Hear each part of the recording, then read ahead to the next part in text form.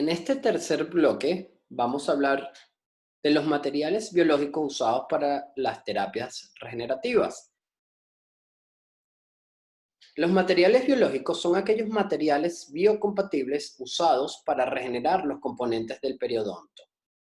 Los injertos óseos tienen una función mecánica y biológica. En la interfase injerto óseo-huésped existe una compleja relación donde múltiples factores pueden intervenir para una correcta incorporación de este injerto en la zona. Entre ellos, tenemos los factores que se encuentran: la vascularización del injerto, las técnicas de conservación del injerto, los factores locales, factores sistémicos del paciente y las propiedades mecánicas de este injerto. ¿Cuáles son estos materiales que usamos? Los injertos óseos o partículas óseas, dependiendo de su origen, y las membranas de colágenos o sintéticas o metálicas. ¿Cuáles son estas membranas que usamos para la regeneración tisular guiadas? Las podemos dividir en reabsorbibles y no reabsorbibles. A su vez, las reabsorbibles las podemos dividir en membranas naturales y sintéticas. Las membranas naturales vienen con un origen colágeno de un animal, fue donada por un animal y pasó por diferentes etapas de esterilización para poder ser usada en un paciente. En las sintéticas tenemos a las que son del material Vicryl. En las membranas no reabsorbibles tenemos unas sintéticas, que podemos llamarlas plásticas, si podemos mencionarla de esa forma, y las de titanio. Y a su vez tenemos unas que son una mezcla de estas dos, de teflón y de titanio. Y les denominamos membranas reforzadas de titanio, las cuales tienen muchísimas ventajas, pero dentro de las desventajas, la principal desventaja sería el que debemos hacer una segunda reentrada quirúrgica para sacarla del sitio donante, luego de que hemos generado el hueso deseado. ¿Cuántos tipos de injertos óseos hay? Tenemos 4 tipos. Los autoinjertos, que son aquellos injertos que tomamos del mismo paciente. Los aloinjertos, que son de un individuo que fue donante a un individuo que lo recibe, pero siguen siendo de la misma especie, de humano a humano. Tenemos los senoinjertos, que es de una especie viva, un animal, a otra especie animal, la cual va a ser el humano, ¿ok? Y los injertos aloplásticos, los cuales son aquellos sintéticos y que son fabricados a partir de materiales no vivos. Los autoinjertos y todos los injertos necesitan 3 propiedades importantes. Estas propiedades son osteogénesis, osteoinducción y osteoconducción. ¿Qué es la osteogénesis? Es la capacidad del material de producir neogénesis óseas mediante células precursoras de hueso. Es que el injerto tenga la capacidad de producir hueso. Esas pequeñas partículas óseas tengan la capacidad de producir hueso. La osteoinducción, por su parte, es la capacidad del material para inducir la diferenciación de células mesenquimatosas para estimular la génesis del hueso. Que estas partículas que estamos introduciendo en el injerto tengan la capacidad de inducir a otras células a que formen hueso. Y la osteoconducción es la capacidad que tiene el material para crear un soporte estructural para la formación de nuevo hueso. Es la capacidad, en otras palabras, de este material mantenerse y crear un andamio para que las células osteoblásticas puedan adherirse y depositar el mineral óseo, o los fibroblastos para que se generen, o los cementoblastos para regenerar el tejido del cemento radicular. ¿Qué debemos tener en cuenta para escoger un buen material?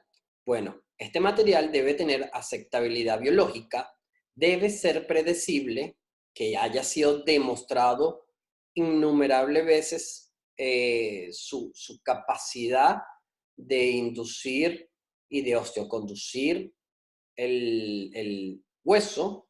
Debe tener factibilidad clínica, debe ser demostrado mediante estudios que es capaz de regenerar tejidos, debe tener riesgos mínimos operatorios y debe evitar que hayan secuelas postoperatorias indeseables. ¿De dónde tomamos los injertos óseos autógenos? Bueno, tenemos dos zonas específicamente. La zona extraoral, que podemos usar la calota o la crestilla ilíaca, eso lo hacen más que todos los cirujanos maxilofaciales. Y en la zona intraoral podemos tener la rama mandibular, la zona donadora, el mentón, es otra zona donadora muy buena, y algunos reparos anatómicos como torus mandibular, donde podemos obtener también buenos trozos o partículas óseas obtenidas de una forma. Este siempre será el gold estándar. Siempre vamos a necesitar injerto óseo autógeno para generar un buen tejido. ¿Por qué? Porque es el único material que tiene las tres propiedades que necesitamos: osteoinducción, osteogénesis y osteoconducción.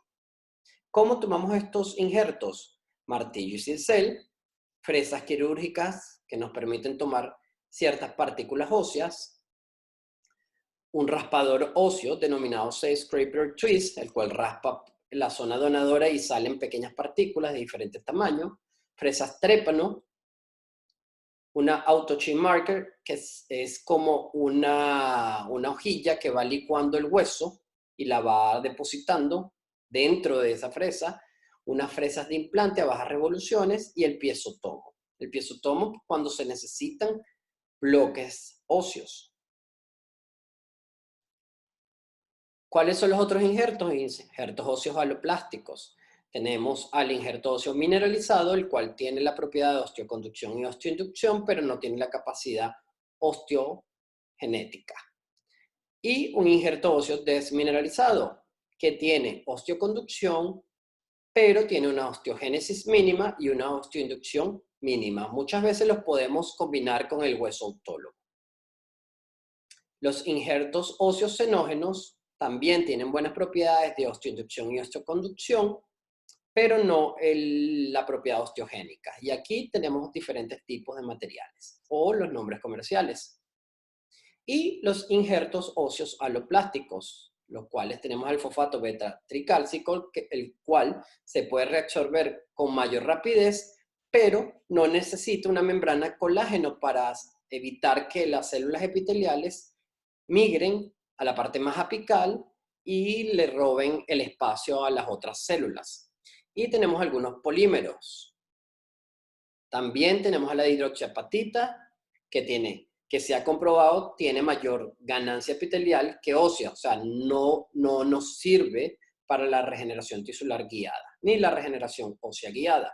Y tenemos algunos materiales como vidrio bioactivo, los cuales no tenemos hoy en el mercado venezolano, pero se han demostrado en algunas ocasiones tener buenos resultados. Otros injertos tenemos los injertos de otra naturaleza, como son el PRP, el PRGF y el PRF. El plasma rico en plaquetas es la primera generación de concentrados plaquetarios, ya no la usamos prácticamente, y el que estamos usando hoy en día es las plaquetas ricas en fibrina, que es una segunda generación de concentrados plaquetarios, la cual tiene dentro de sí una gran cantidad de leucocitos y de células proinflamatorias que van a mejorar y a inducir una mejor cicatrización. Los dos primeros, plasma rico en plaqueta y plasma rico en factores del crecimiento, necesitan aditivos químicos para su obtención, y las plaquetas ricas en fibrina no necesitan estos aditivos, siendo de esta forma estas plaquetas ricas en fibrina la opción hoy en día. Ventajas del PRF: mayor concentración de plaquetas, mayor cantidad de factores de crecimiento, 65% más de concentración de leucocitos y una cantidad representativa de fibrina, fibronectina y vitronectina.